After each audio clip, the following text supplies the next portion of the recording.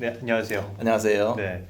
오늘은 좀 궁금한 게, 우리 주변에서 가스라이팅이라는 말을 흔히들 많이 사용하는데, 네. 이 가스라이팅이라는 게 정확히 어떤 거죠? 가스라이트는 원래 연극 제목이었어요. 영국에서의. 예. 그런데 이제 거기 출연하는 그 남편이 아내에 대해서 이렇게 불빛을 이렇게 희미하게 만들어 놓으면 예. 사람들이 확실하지가 않잖아요.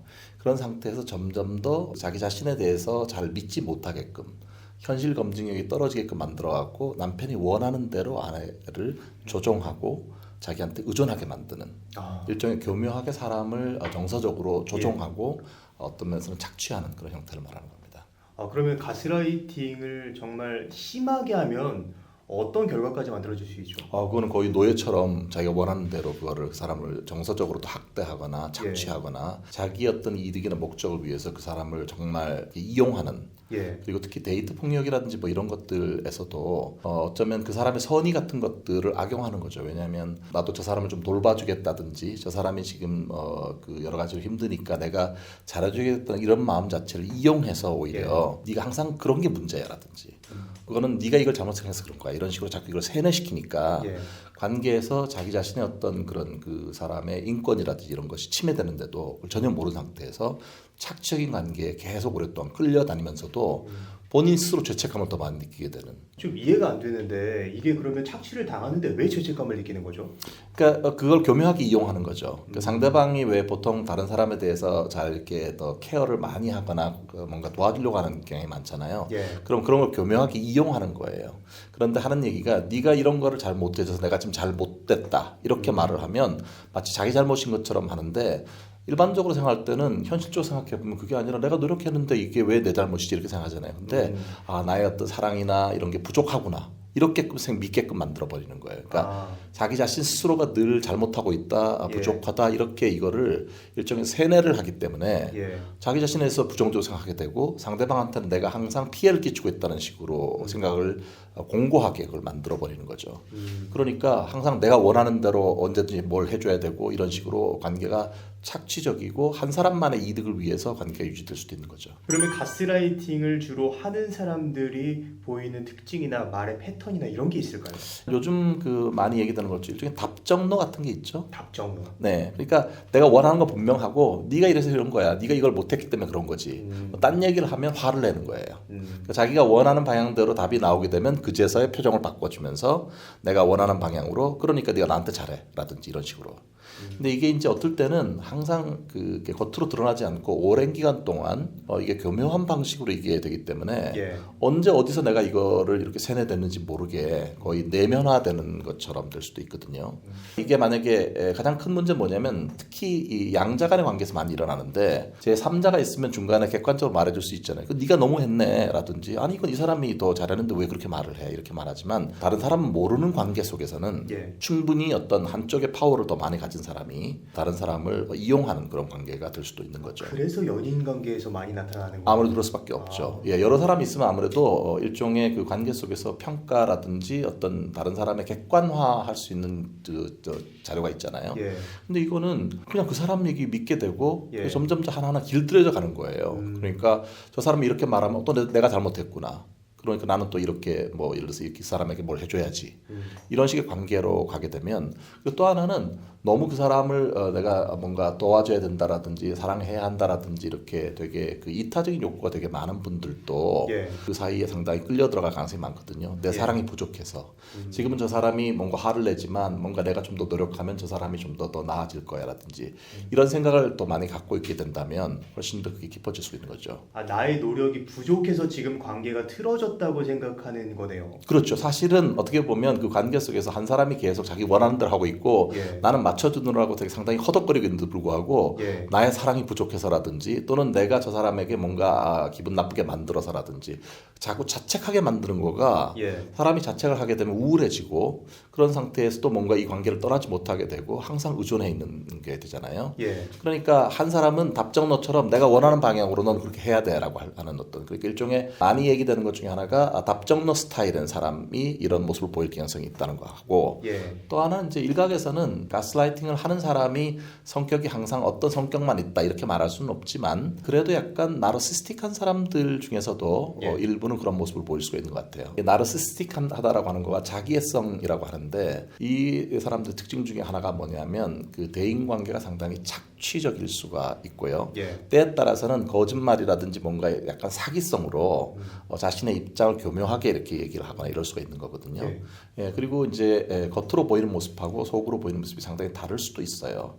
그래서 겉으로 보면 마치 뭔가 사랑하고 이렇게 케어하고 이런 모습인 것 같지만 사실 속에서는 내가 항상 옳고 너는 항상 틀렸어 이런 것들을 내가 웅대하게 자기 상을 갖고 있는 사람이 있을 수가 있거든요. 항상 그렇다고 해서 나르시스틱하면 가스라이팅 한다는 것은 아니지만 예. 가스라이팅 하는 사람들 중에서 일부는 어떤 그 나르시스틱한 그런 성격을 보임으로써 예. 다른 사람을 내가 원하는 방향으로 뭔가 이거를 조종하려고 하는 그런 특성들이 있고 일부는 반사회적 성격 장애를 보이는 사람들 중에서도 상대방의 입장에서 공감을 하지 않고 또 상대방에게 교묘하게 내가 원하는 방향으로 조종 일종의 매니플레이션을 하는 사람들도 있거든요. 예. 그러니까 특정한 한 성격만 이게 해당된다고 말할 수는 없지만 어떤 여러 가지 어떤 성격 중에서 이런 것이 관련이 될 수가 있다. 내현적 자기애라는 게 있습니다. 예. 그러니까 겉으로 보면 외현적 자기애 같은 경우에는 겉으로 내가 잘났고 넌 나한테 맞춰줘야 되고 이런 식이지만 내현적 자기애는 겉으로 보면 상당히 나이스하고 사람이 좋아 보이거든요. 그런데 이 사람들이 왜 그런 모습을 보이냐 하면 뭔가 자기 자신에 있는 모습을 그대로 다 보여주게 되면 다른 사람한테 뭔가 정맞을 것 같으니까 겉으로는 되게 나이스하게 이렇게 하는데 사실 속으로는 내가 원하는 방향으로 가고 싶은 게 많거든요.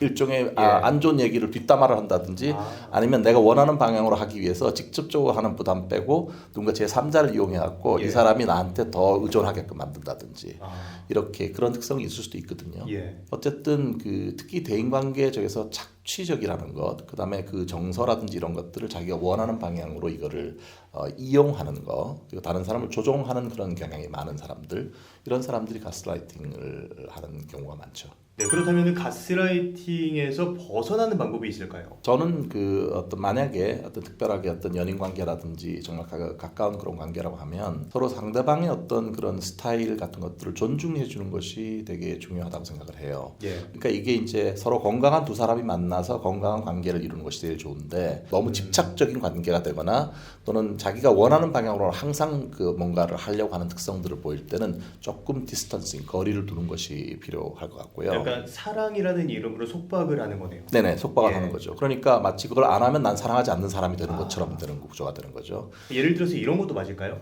너 내가 그렇게 입지 말라고 했잖아. 너 나 안 사랑하는구나. 그렇죠. 그렇게 그걸 연결시켜 갖고 예. 교묘하게 연결시켜 가지고 마치 그렇게 들어보니까 내가 문제인가? 자꾸 이렇게 뭔가 자기에게 자꾸 자책감이나 죄책감을 불러일으키는 그런 대화가 계속 이어진다라고 하면 한 번쯤 의심을 해야 될 필요가 있고 그다음에 이제 두 번째는 만약에 이게 관계가 잘 저할 때 가까운 그런 친구의 제3자에게 예. 좀 믿을 만한 사람에게 얘기를 해볼 필요가 있어요. 그 3자가 어떻게 느끼는가 관계에 대해서. 그리고 또 하나는 사람들은 자기가 진짜 어떤 의지를 가지고 열심히 바꾸지 않는 한 그런 의지를 가지지 않는 한 예. 바뀌기가 어렵잖아요. 그러니까 내가 다른 사람을 내가 뭔가 노력하면 그 사람도 더 좋은 방향을 바꿀 수 있다. 이거는 조금 생각을 내려놓는 것이 필요할 것 같습니다. 내가 노력해도 나 자신을 바꾸기 어려운데 네. 내가 노력해서 상대를 바꾸려는 생각 자체가 굉장히 좀 어려운 생각이지 않을까. 특히 이타적인 그런 관계에서는 그게 내려놓기 참 어렵거든요. 뭔가 그게 좋은 사람이 되는 것 같은 그런 생각이 들잖아요. 그리고 또 하나는 어떤 약속을 하고 나서 나중에 그게 잘 이루어지지 않는 게 반복될 때도 신경 쓸 필요가 있어요. 그러니까 뭔가 좀 착취적으로 어떤 행동을 하게 되면 기분이 우울하고 상당히 그렇잖아요. 그런데 다음날 다시 사과를 하면서 내가 널 너무 사랑하기 때문에 그런 거야 라든지 그런 식으로 자기 정당화를 많이 하면서 상당히 부정적인 어떤 행동을 하고 나서 또 사과하고 좀 지내다가 다시 또 뭔가 착취적이나 부정적인 어떤 행동을 하고 또 사과하고 다시 돌아오고 이런 패턴이 반복된다면 한 번쯤 의심할 필요가 있다고 봅니다. 이게 보통 죄책감을 느끼게 됐을 때 이게 내 탓으로 돌리기 쉽잖아요. 네. 그런데 그 죄책감 자체를 의심해보는 그런 계기가 될 수 있을 것 같아요. 결국 마지막은 나의 죄책감으로 끝나게 되거나 예. 뭔가 내가 잘못했다거나 뭔가 내가 노력이 부족하거나 이렇게 돌아오는 관계가 과연 건강한 관계일까요? 우리가 외연적으로 가스라이팅을 하는 사람은 쉽게 알아볼 수 있을 것 같아요. 그런데 내연적으로 하는 사람은 쉽게 알아볼 수 없고 좀 대처하기도 어려울 것 같은데. 그게 상당히 답답하죠. 예를 예. 들어서 직장 같은 데서도 사실 뭔가 이게 상사가 교묘하게 예. 얘기를 하다 보면 항상 그 부하 직원이 뭔가 잘못됐고 음. 부하 직원이 뭔가 부족하고 이런 느낌을 주는데 겉으로는 또 이 상사가 되게 다른 사람한테 또 나이스하게 보이는 그런 경우도 있거든요. 예. 그러니까 다른 사람들 생각에는 저 사람이 상당히 나이스하고 좋은 상사라고 생각을 하는데 막상 그 부하 직원과의 그 관계 속에서는 자기가 원하는 것들 항상 그걸 구현해야만 되고 부하 직원들 따라가야만 되는 일종의 정말 답정너 상사인 거거든요. 그런 다음에 뭔가 어떤 좋은 그런 결과물이 나오면 그건 또 가로채기를 해요, 자기가. 그러면 이제 답답하잖아요. 근데 뭐 주변 사람들한테 가서 내 얘기를 하거나 이렇게 하면 네가 뭔가 지금 오버하는 거다 이런 반응들을 보이는 거죠. 항상 뭔가 내가 부족하게 느끼고 뭔가 내가 했던 그 얘기가 잘 스며들기보다는 그 사람이 원하는 것들을 구현하지 못하면 항상 불편한 관계에 있게 되는 거죠. 그래서 여기는 이제 일반적인 가스라이팅보다 훨씬 더 파워라고 하는 거, 예. 직장 상사로서 어떤 파워가 작용하기 때문에 나를 특히 평가해야 되는 이 위치에 있을 수도 있고, 내가 이 직장을 나가지 않는 한 이걸 벗어나기 되게 어려운 구조가 되는 거잖아요. 이게 물론 이제 그 직장 자체에서 뭐 좋은 상사분들도 되게 많이 있고 그렇지만 또 어떨 때는 그 상사 자신은 자기가 어떤 행동을 하고 있는지 자기가 잘 자각을 못하는 경우도 있어요. 뭔가 그게 직장에서 살아오면서 자기 나름대로 얻은 어떤 처세술 같은 거라고 생각을 하는데 막상 지금 파워가 상당히 낮은 그런 저 부하 직원의 입장에서는 이게 정말 진짜 답답한 그런 예. 노릇이거든요. 항상 보면 자기가 문제라로 결정이 되고 상사는 답정너이고 그다음에 뭔가 결과가 좋은 게 나오면 그 사람이 늘 채가고 정말 답답해서 미칠 것 같은 그런 상황이 생길 수도 있죠. 이런 상황에서는 다른 방법이 없나요? 예를 들어서 이제 가장 저거한 건 그게 너무 힘든 관계라면 물리적 시간 만나는 시간을 제일 줄이는 게 일단 필요하고요. 그다음에 이제 특히 이 사람 같은 경우에 어떤 그 보면 잘 관찰을 해보면 어떨 때 더 이렇게 뭐 화를 낸다든지 화를 낸다면 뭔가 이걸 또 맞춰야 되는 구조가 되잖아요. 예. 그러니까 그런 화날 수 있는 구조라든지 이런 것들에 예민한 상황을 잘 만들지 않으려고 하는 게 필요하고 혼자서 만나지 말고 어떤 팀이라든지 뭔가 이렇게 예. 같이 누군가 제3자가 좀 더 이걸 객관화해서 볼 수 있는 어떤 그런 구조가 있으면 좋을 것 같고요. 예. 그래서 요즘은 뭐 여러 가지 직장 내에서도 얘기할 수 있는 통로라든지 채널들 같은 게 있는 거잖아요. 그러니까 혼자만 고민하지 말고 저는 예. 비슷한 상황 속에 있는 사람들하고 얘기를 해보는 게 되게 중요한 것 같아요. 다만 이제 그런 얘기를 할 때 조심스러운 건 뭐냐면 직장에서는 뭔가 제3자에 대한 부정적인 뒷담화라든지 이런 걸 하게 되면 또 이게 또 돌아가지고 올 수가 있는 거잖아요. 예. 자체가. 그러나 어떤 좀 객관적으로 현재 지금 이게 내가 어떻게 되고 있는 건지 내가 혹시 어떤 면에서는 착취되고 있는 건 아닌지 이런 것들은 주변 그 동료들과 얘기를 해볼 필요가 있다고 보고요. 예.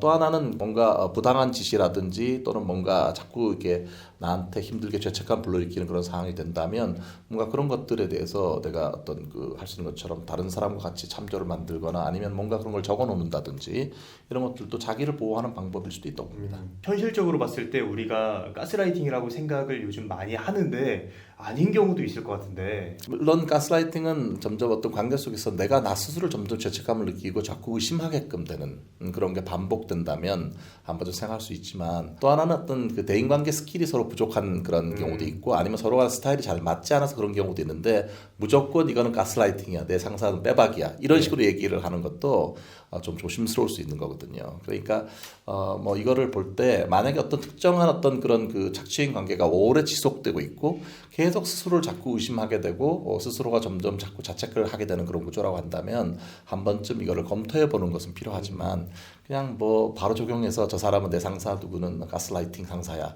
이렇게 레이블링하는 것도 그건 좀 신중하게 접근할 필요가 있다고 봅니다. 예. 핵심적인 단어는 착취와 죄책감이라고 볼 수 죄책감, 있어요. 특히 예. 의심하게 만드는 거 그리고 현실 검증을 잘 못하게끔 만드는 거. 네.